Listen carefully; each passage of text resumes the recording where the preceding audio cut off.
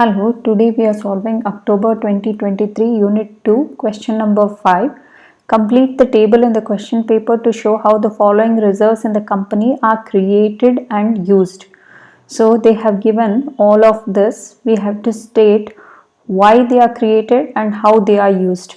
So usually the retained earnings, the retained earnings, these are the things that's going to appear in your statement of equity. So when they appear, why are they created and how are they used? So retained earnings are created from trading profits which are built up over past and present years. Then why is it used? It can be, one of the uses is to pay dividends to ordinary shareholders. Then the second one is foreign exchange reserves. This is created, and it is transferred from the retained earnings or profits.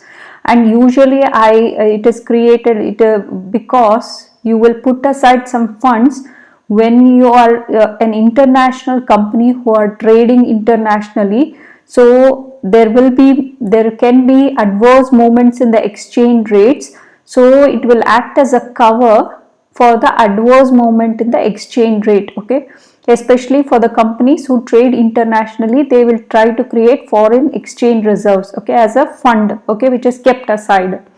Next one is a share premium. Share premium reserve is created whenever you issue ordinary shares above a nominal value.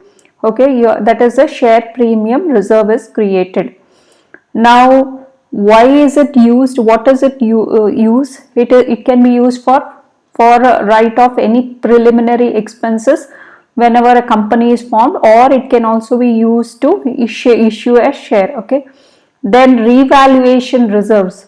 Revaluation reserve is created whenever there is an upward revaluation of a non-current asset, and this amount is usually transferred to the profit and loss statement so that you will have an updated statements for the shareholders to see and have an understanding of the company.